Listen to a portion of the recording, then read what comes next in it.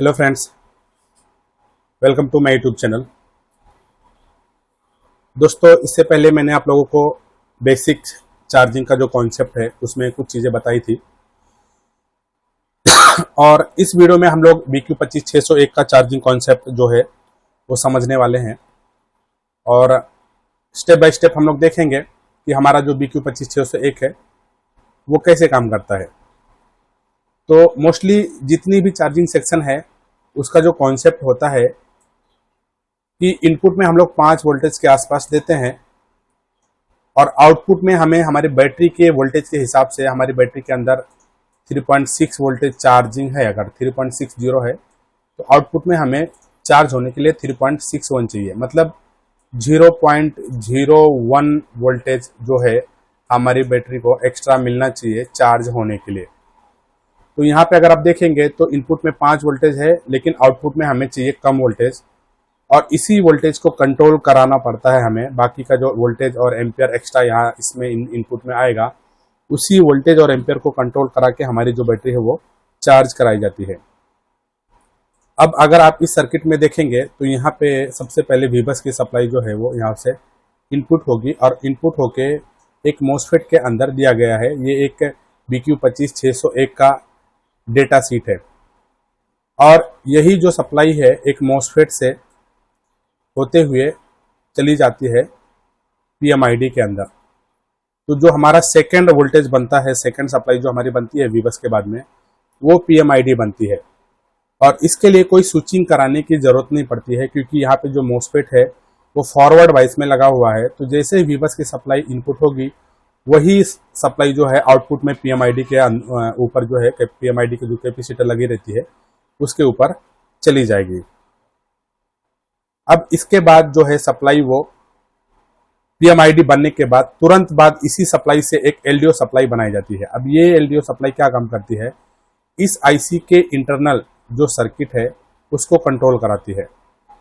Control कैसे कराएगी कि जब यहाँ पे ये सबसे पहले मैं आपको यहाँ पे दिखा दूं कि ये जो REGN की सप्लाई है वो एक LDO के थ्रू बनाई जाती है।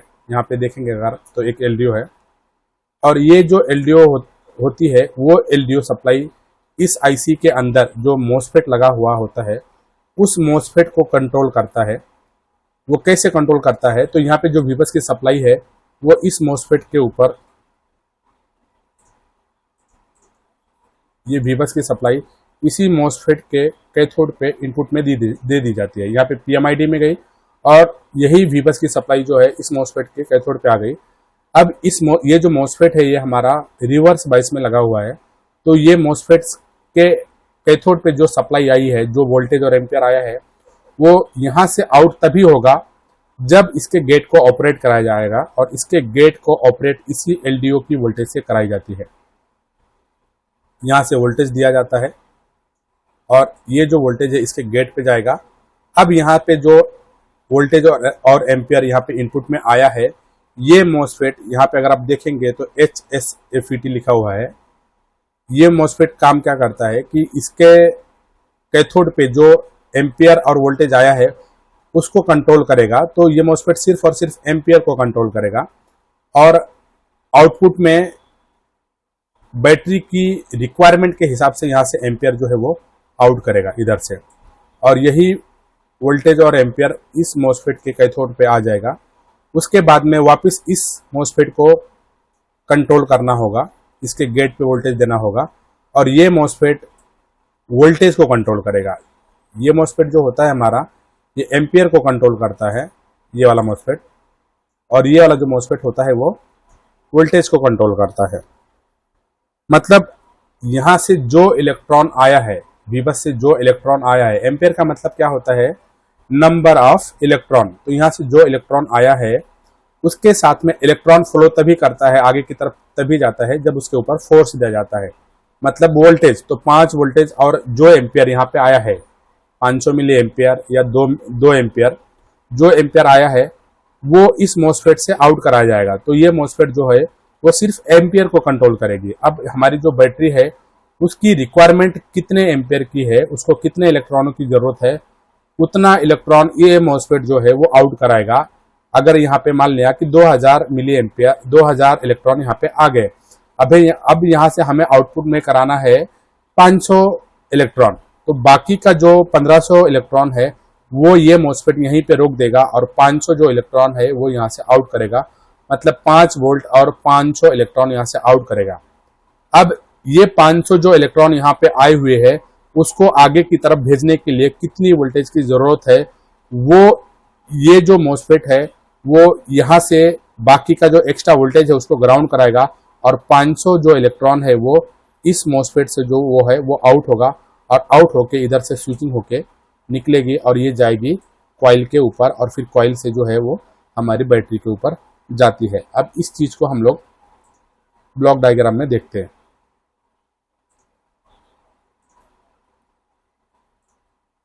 तो यहाँ पे मैंने लिया है BQ25601 Redmi 9A का चार्जिंग का सेक्शन लिया है।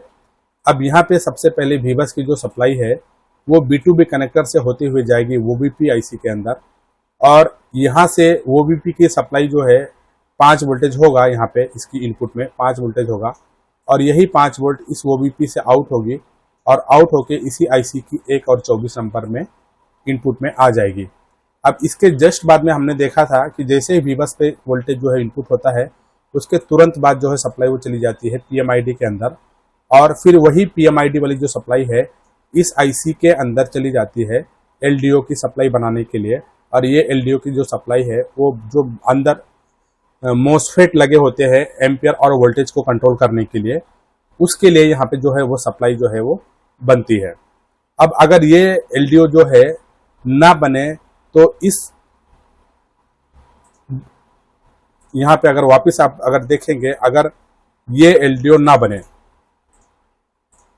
ये आरिजिन वाला जो LDO है वो अगर नहीं बनेगा तो हमारा जो ये मॉसफेट है इस मॉसफेट के गेट पे जो है वो सप्लाई नहीं जाएगी और जब तक इस मॉसफेट के गेट पे सप्लाई नहीं जाएगी तब तक यहाँ से कोई वोल्टेज और एम्पियर जो है वो आउट नहीं होगा। तो इस तरह से ये एक बहुत ही इम्पॉर्टेंट लाइन है और बहुत सारे लोगों को इस लाइन के बारे में पता नहीं होता है। लोग क्या करते क्या है कि वीबस की सप्लाई देखते हैं, उसके बाद में PMID चेक करते हैं, उसके बाद सीधा वो आउटपुट चेक करने लगते हैं। अगर आपका ये कंट्रोलिंग वाली जो सप्लाई है अगर ये नहीं बनेगी तो ये इसके गेट पे वोल्टेज नहीं जाएगा और जब तक इसके गेट पे वोल्टेज नहीं जाएगा, यहाँ पे जब तक इसके गेट पे वोल्टेज नहीं जाएगा तब तक यहाँ से कोई वोल्टेज और एम्पियर आउट नहीं होगा।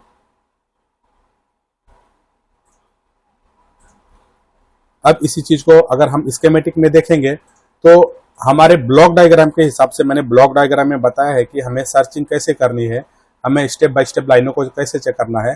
तो सबसे पहले हम लोग चेक करने के लिए जाते हैं B2B कनेक्टर पे। सबसे पहले हम लोग B2B कनेक्टर पे जो हमारा जो वीबस की सप्लाई होती है उसको चेक करते हैं कि B2B कनेक्टर पे हमारा जो 5 वोल्टेज की सप्लाई है वो आया है नहीं या नहीं। उसके बाद जो सप्लाई होती है उस यहाँ से आउट होके जाती है TP पे, यहाँ पे TP पे गई है और फिर यही सप्लाई जो है वो आउट होके जाएगी OBP IC के अंदर। अब यहाँ पे अगर आप देखेंगे तो 2 कैपेसिटर लगे हुए हैं और मैंने यहाँ पे कैपेसिटर वगैरह नहीं बनाया है क्योंकि जगह कम था, तो मैंने सीधा सा जो सर्किट है वो ड्रॉ कर दिया है। अब उसके बाद यहाँ पे 2 कैपेसिटर से फिल्ट्रेशन होने के बाद वीबस की जो सप्लाई है वो OBP IC के अंदर इनपुट आएगी और फिर यही OBP से 5 वोल्टेज की जो सप्लाई है वो आउट होके यहाँ से वीबस बन के निकलेगी और आगे चली जाएगी चार्जिंग IC के अंदर। अब अगर ये IC जो है वो शॉर्ट हो गया या खराब हो गया, ये ओवर वोल्टेज प्रोटेक्शन के लिए लगी होती है, तो इसको आप बाईपास कर सकते हो। वो कैसे बाईपास करेंगे मोस्टली सबको पता ही है, लेकिन फिर भी मैं बता देता हूँ। इस कैपेसिटर से लेके इस कैपेसिटर पे आप जंपर मार देंगे तो आपका जो OBP है वो बाईपास हो जाएगा यहाँ से, ठीक है। ये आपका OBP जो है वो बाईपास हो जाएगा। उसके बाद जो ये सप्लाई है यहाँ से हमने देखा था ब्लॉक डायग्राम में, यहाँ से जो सप्लाई है वो आउट होती है और आउट होने के बाद जाती है हमारा चार्जिंग IC के अंदर। अभी देखो यहाँ पे अगर मैं क्लिक किया तो कहीं और लेके गया है, लेकिन ब्लॉक डायग्राम के हिसाब से अगर हम चलेंगे तो हमें जाना है OBP के बाद में सीधा चार्जिंग IC के अंदर। बहुत सारे जगहों पे जाती है लेकिन हमें पहुंचना है सीधा चार्जिंग IC के अंदर। और इस IC की 1 और 24 नंबर पे जो सप्लाई है वीबस की वो इन हो गई है। अब इसके बाद जो सप्लाई बनता है वीबस के बाद में यहाँ से जो सप्लाई वो इन हुई है, वो वीबस की सप्लाई जैसे ही बनती है उसके बाद तुरंत हमारा जो है वो पीएमआईडी बन जाता है। इस पीएमआईडी पे कोई स्विचिंग नहीं करानी पड़ती है, क्योंकि इसका मोसफेट जो होता है वो फॉरवर्ड बाइस में लगा होता है, और ये चीज़ मैंने आपको डेटा शीट में ऑलरेडी दिखा दिया है। और उसके तुरंत बाद में जो होता है हमारा जो है कंट्रोलिंग की लाइन बनती है, कंट्रोलिंग की वोल्टेज बनती है, और वो कंट्रोलिंग की वोल्टेज अगर आप यहाँ पे देखेंगे तो REGN नाम से यहाँ पे आई है, और अलग अलग चार्जिंग की जो आईसियाँ होंगी वहाँ पे आपको अलग अलग नाम से आपको जो कंट्रोलिंग की वोल्टेज है वो देखने को मिलेगा। और जो पिछली सर्किट थी हमारी उसमें मैंने आप लोगों को दिखाया था, वहाँ पे जो कंट्रोलिंग वोल्टेज था वो VREF रेफरेंस वोल्टेज नाम से, VREF नाम से जो कंट्रोलिंग वोल्टेज थी वो आउट हुई थी, और यहाँ पे एक REGN नाम से जो कंट्रोलिंग वोल्टेज है वो आउट हुआ है। और यहाँ पे अगर आप देखेंगे तो इधर नाम भी लिखा हुआ है VLDO, मतलब LDO वोल्टेज। और ये जो सप्लाई है यहाँ से आउट हुई है और आउट होके जाती है रजिस्टर के अंदर, दो रजिस्टर लगे हुए हैं यहाँ पे, और यहाँ पे डिवाइडर सर्किट बना के यही सप्लाई जो है वो यहाँ से इस आईसी की 11 नंबर पे दी गई है, जहाँ पे लिखा हुआ है TS। इसी चीज़ को मैं यहाँ पे आपको दिखा दूँ तो ये जो सप्लाई है यहाँ से आउट हुई और आउट होके एक 10 किलो ओम का रजिस्टर यहाँ पे है सीरीज में, और एक 10 किलो ओम का पैरेलल में है। यहाँ पे ग्राउंड थोड़ा सा दिख रहा है आप लोगों को, लेकिन ये पैरेलल में लगा हुआ है। तो एक डिवाइडर सर्किट बनती है, और डिवाइडर सर्किट बनके इस आईसी की 11 नंबर की पिन पे इनपुट हो जाती है, और जहाँ पे लिखा हुआ है TS मतलब थर्मल सेंसिंग। लेकिन इस आईसी के अंदर अगर यहाँ पे अगर आप देखेंगे तो कोई टेम्परेचर का जो रजिस्टर है वो यूज में नहीं किया गया, मतलब थर्मल रजिस्टर जो है वो यूज नहीं किया गया है। तो यहाँ पे आपको जो है वो टेम्परेचर का जो एरर है वो देखने को नहीं मिलेगा। लेकिन यहाँ पे जो वोल्टेज है एक 5 वोल्टेज यहाँ से निकलती है, लगभग 5 वोल्टेज के आसपास या थोड़ा बहुत कम, तो लगभग यहाँ से 2.3 से लेकर 2.5 वोल्टेज इस लाइन पे 2.3 से लेकर 2.5 वोल्टेज के आसपास यहाँ पे आपको देखने को मिलेगा।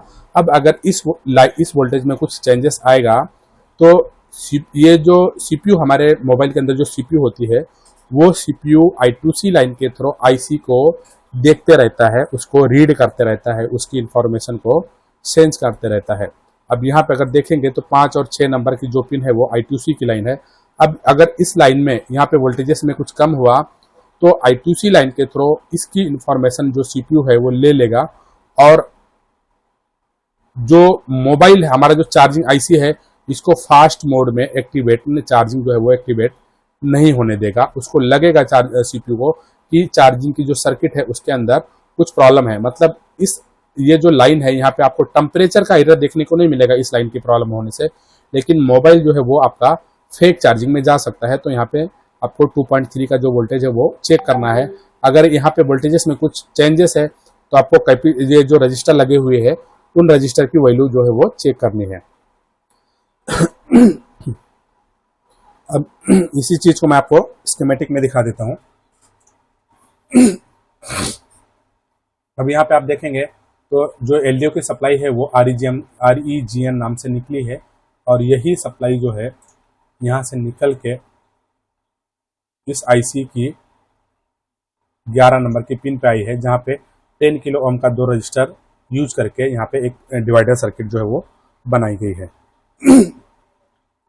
उसके बाद अगर यहाँ पे आप देखेंगे तो हमारा जो I2C का लाइन था जो मैंने आपको दिखाया था, 5 और 6 नंबर पे I2C की जो लाइन है वो बनी हुई है, और ये I2C की लाइन सीधा CPU से कनेक्टेड होती है यहाँ पे, और इसके अंदर लिखा हुआ है सब PMIC। ठीक है, सब PMIC मतलब चार्जिंग IC का ये I2C लाइन है, और CPU इस लाइन के थ्रू इस IC की इंफॉर्मेशन जो है उसको रीड करते रहता है, और इस IC के अंदर अगर कुछ प्रॉब्लम आएगा तो CPU जो है उसके हिसाब से इस IC को कंट्रोलिंग कराएगा। और वो कंट्रोलिंग कैसे कराएगा उसको मैं आपको एक बार यहाँ पे दिखाता हूँ। तो यहाँ पे अगर आप देखेंगे 2 नंबर का जो पिन है, सबसे पहले मैं यहाँ पे दिखा देता हूँ। तो इसका 2 नंबर का जो पिन है यहाँ पे लिखा हुआ है PSEL, यहाँ पे लिखा हुआ है PSEL, और इसका PSEL का जो मतलब होता है पावर सोर्स सिलेक्शन। अब इस लाइन के थ्रू CPU को इंफॉर्मेशन मिलेगा कि हमने मोबाइल के साथ में कौन सा सोर्स कनेक्ट किया है। मतलब कि हमने 500 मिली एम्पियर वाला चार्जर कनेक्ट किया है या 1 एम्पियर वाला कनेक्ट किया है या 2 एम्पियर वाला कनेक्ट किया है। इस लाइन के थ्रू सीपीयू को इंफॉर्मेशन मिलेगा और फिर सीपीयू इस चार्जिंग आईसी को इनपुट जो सोर्स है उसके हिसाब से स्विचिंग करा के आउटपुट में वोल्टेज और एम्पियर जो है वो निकलवाएगा। अब अगर इस लाइन में प्रॉब्लम आ गया तो हमारा जो मोबाइल है वो फेक चार्जिंग में जाएगा, क्योंकि सीपीयू को जो है वो मालूम ही नहीं पड़ेगा कि हमने जो इनपुट सोर्स दिया है वो 500 मिली एम्पियर वाला दिया है या 1 एम्पियर वाला दिया है या 2 एम्पियर वाला दिया है। और जब सीपीयू इसकी इंफॉर्मेशन रीड नहीं कर पाएगा तो डिफॉल्ट मोड में वो 0.6 एम्पियर से जो है वो चार्ज करने का कमांड जो है वो चार्जिंग आईसी को दे देगा। तो इस तरह से ये जो 2 नंबर की लाइन है वो सीपीयू 2 नंबर की लाइन से चार्जिंग की जो फंक्शन है उसको कंट्रोल करता है। अब उसके बाद अगर आप यहाँ पे देखेंगे 9 नंबर का जो पिन है यहाँ पे लिखा हुआ है चार्ज इनेबल। एक बार हम लोग स्कीमेटिक में चले जाते हैं फिर से। यहाँ पे 2 नंबर का जो पिन है यहाँ पे मैंने आपको बताया था कि पावर सोर्स सिलेक्शन इनपुट, ठीक है। तो यहाँ पे जो पावर सोर्स इनपुट किया है उसका सिलेक्शन करेगा इस लाइन के थ्रू। उसके हिसाब से सीपीयू जो है इस चार्जिंग आईसी को स्विचिंग करा के वोल्टेज और एम्पियर आउट कराएगा और ये जो लाइन है वो सीधा सीपीयू से कनेक्टेड होती है। अब इसके आगे 9 नंबर का जो पिन है यहाँ पे अगर आप देखेंगे तो यहाँ पे लिखा हुआ है सीई का मतलब होता है चार्ज इनेबल्ड। अब ये जो सीई का लाइन है वहां पे एक 10K का रजिस्टर यूज किया गया है, ठीक है। यहाँ पे पुल डाउन किया गया है, यहाँ पे 10 किलो ओम रजिस्टर के थ्रू यहाँ पे पुल डाउन किया गया है और ये जो लाइन है ये सीधा कनेक्ट हो जाती है सीपीयू के अंदर। और जैसा कि मैंने आपको पहले बताया कि I2C लाइन के थ्रू सीपीयू जो है आईसीओ की इंफॉर्मेशन को रीड करते रहता है। अब यहाँ पे देखेंगे आप तो यहाँ पे लिखा है CE0 charge enable, CE1 charge disable. मतलब लॉजिक लो होगा तो चार्ज इनेबल रहेगा और लॉजिक हाई रहेगा तो चार्ज डिसेबल हो जाएगा। और यहाँ पे लॉजिक लो करके कंपनी ने इसकी जो चार्जिंग का जो फंक्शन है उसको इनेबल करा दिया है।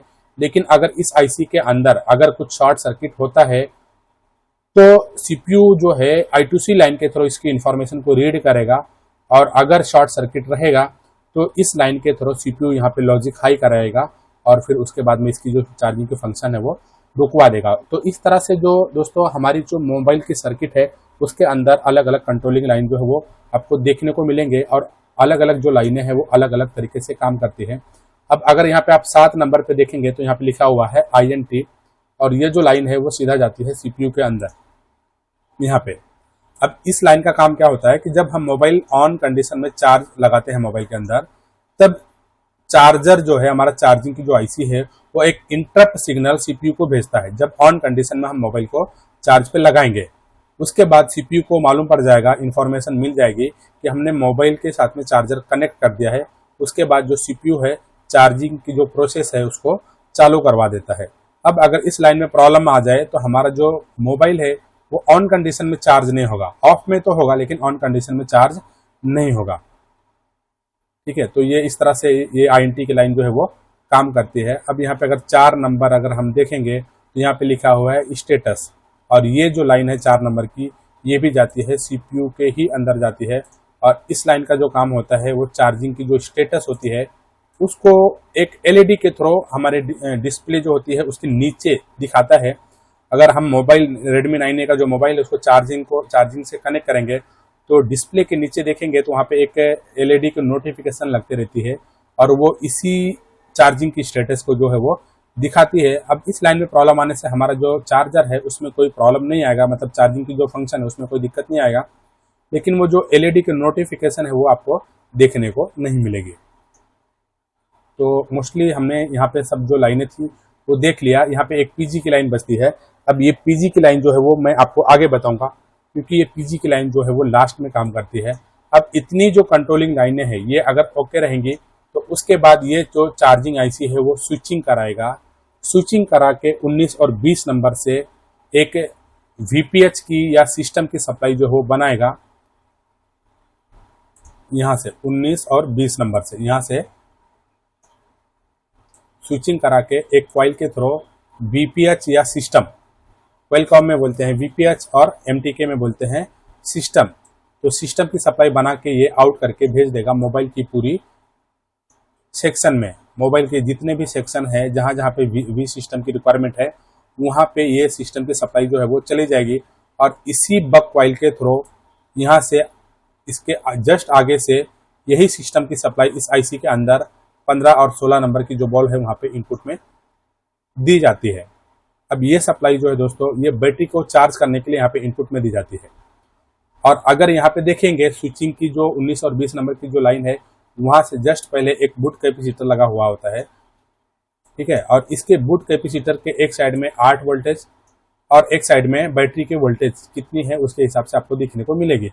अब अगर ये बूट कैपेसिटर खराब हो जाए तो हमारा जो मोबाइल है वो फेक चार्जिंग में जाएगा, या हो सकता है हमारा जो मोबाइल है उसका चार्जिंग का डिटेक्शन ही ना हो, मतलब 0.01 एम्पियर या 0.02 एम्पियर के आसपास जो हमारा डिजिटल चार्जर है वहाँ पे एम्पियर लेगा और हमारा जो मोबाइल है वो फेक चार्जिंग में जाएगा, हमारा मोबाइल चार्ज नहीं होगा।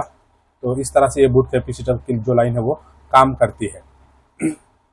अब यहाँ से जो सप्लाई है वो आउट होगी और आउट होके चली जाएगी कहाँ पे, बैटरी की कनेक्टर पे। यहाँ से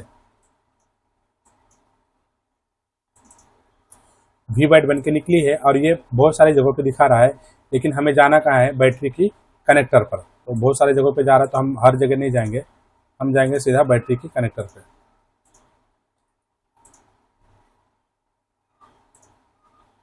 क्योंकि हमारी जो सप्लाई है वो चार्जर से आउट होने, चार्जिंग आईसी से आउट होने के बाद जाएगी बैटरी के अंदर। वो जो लाइन थी यहाँ से अगर मैं वापस दिखाऊँ आपको, हाँ यहाँ से ये जो सप्लाई आउट होगी वो बैटरी के कनेक्टर पर जाएगी बैटरी को चार्ज होने के लिए। तो यही वी बैट की सप्लाई जो है बहुत सारे जगहों पे गई है, तो हमें वहाँ पे नहीं जाना है, हमें जाना है यहाँ बैटरी के कनेक्टर पे। अब यहाँ पे आ गए हम लोग बैटरी की कनेक्टर पर। अब यहाँ पे आ गई बैटरी के कनेक्टर पर बैटरी को चार्ज करने के लिए। अब यहाँ पे हमारा कुछ चीज मिस है, यहाँ पे कुछ मिसिंग दिख रहा है और वो है हमारा करंट सेंस रजिस्टर, ठीक है। करंट सेंस रजिस्टर यहाँ से मिसिंग है। और ये जो MTK का जो मोबाइल है Redmi 9A, उसके अंदर जो करंट सेंस रजिस्टर है वो ग्राउंड के साथ में, मतलब बैटरी कनेक्टर की जो ग्राउंड लाइन होती है उसके साथ में यूज किया जाता है। और यहाँ पे अगर आप देखेंगे तो ये वाला जो रजिस्टर है वो करंट सेंस रजिस्टर है और यहाँ पे लिखा हुआ current sense positive, current sense negative. और इसका जो नेगेटिव का सिरा है वो इस बैटरी की जो बैटरी के साथ में जो ग्राउंड लाइन है उसके साथ में कनेक्टेड है, और करंट सेंस पॉजिटिव का जो लाइन है वो अलग से इसको ग्राउंड देके यहाँ से इसको करंट सेंस पॉजिटिव की जो लाइन है वो कनेक्ट की गई है। अब अगर हम इस लाइन को देखेंगे तो यहाँ पे इधर से आउट होके जाएगी, देखो यहाँ पे बहुत सारी लाइन देखा रही है, लेकिन हमें ये जो लाइन है ये जाती है चार्जिंग आईसी के अंदर। करंट सेंस पॉजिटिव की जो लाइन है वो चार्जिंग आईसी के अंदर जाएगी यहाँ पे। अब ये जो लाइन है दोस्तों वो गेज के लिए यहाँ पे इस आईसी के अंदर आई है। अब अगर इस लाइन में प्रॉब्लम आ गया तो हमारा जो मोबाइल है वो फेक चार्जिंग में, एक तो फेक चार्जिंग में जाएगा। फेक चार्जिंग एक इस तरह से समझ सकते हैं कि अगर इस लाइन में प्रॉब्लम आया तो हमारी जो बैटरी है उसके ऊपर परसेंटेज जो है वो दिखाएगा नहीं। मतलब अगर हमारी बैटरी 10% चार्ज है तो हो सकता है 50% दिखाए या 100% दिखाए, या हमारी बैटरी जो है 100% चार्ज है और हमारे डिस्प्ले के ऊपर 10% चार्ज दिखाए। मतलब अगर हम चार्जर को लगाएंगे तो परसेंटेज जो है वो दिखाएगा नहीं बराबर, बैटरी की जो अंदर जो परसेंटेज जितना चार्ज है वो यहाँ पे नहीं दिखाएगा। तो इस लाइन से अगर इस लाइन में अगर प्रॉब्लम आया तो हमारा जो बैटरी है वो फेक चार्जिंग में जाएगा। उसी के साथ में अगर हमें याद है तो हमने पिछला जो चार्जिंग सेक्शन जो बताया था MTK का, उसमें मैंने दिखाया था कि इसकी जो इस आईसी के अंदर, पावर आईसी के अंदर वीबस की ही लाइन से एक सप्लाई दी जाती है। वीबस की लाइन से अगर यहाँ पे आप देखेंगे तो यहाँ पे वीबस की जो सप्लाई है वो यहाँ पे दी गई है और वहाँ पे एक यूज किया गया है 7.5 किलो ओम का रजिस्टर, और इस रजिस्टर के थ्रू पावर आईसी के अंदर R11 नंबर की जो बॉल है वहाँ पे सप्लाई दी गई है CHR LDO नाम से। और ये CHR LDO की जो सप्लाई है इसके अंदर जो बाकी की जो कंट्रोलिंग लाइनें हैं उसकी वर्किंग के लिए ये जो सप्लाई है वो दी गई है। और दूसरी जो सप्लाई आती है वो वीसीडीटी की आती है, और ये वीसीडीटी की लाइन जो है वो चार्जिंग कनेक्ट होने की इंफॉर्मेशन को लेता है। पावर आईसी जो है चार्जर कनेक्ट हो गया है या नहीं उसकी भी इंफॉर्मेशन जो है वो लेता है। और CHR LDO जो है वो इसकी इंटरनल जो लाइन है, इसकी इंटरनल जो कंट्रोलिंग लाइन है, current sense positive, current sense negative, I sense, bad sense और वी सिस्टम सेंस, इसकी जो सर्किट है उसको काम करने के लिए ये CHR LDO की जो सप्लाई है इस पावर आईसी के अंदर दी जाती है। अब इसको मैं आपको एक बार स्कीमेटिक में दिखा देता हूँ।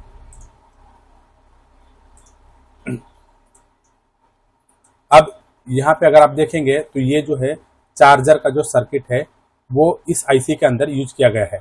अब यहाँ पे VN9 नंबर की जो बॉल है वो वी सेंस नाम से इनपुट में दी गई है, और इसको जब मैं क्लिक करूँगा तो बहुत सारे जगहों पे गई है।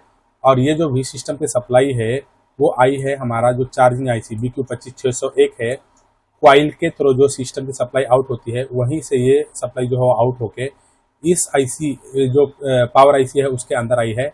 और ये पावर आईसी के अंदर जो चार्जिंग का सेक्शन है उसको ये जो लाइन है N9 नंबर की जो बॉल है उसको ये सेंस करता है।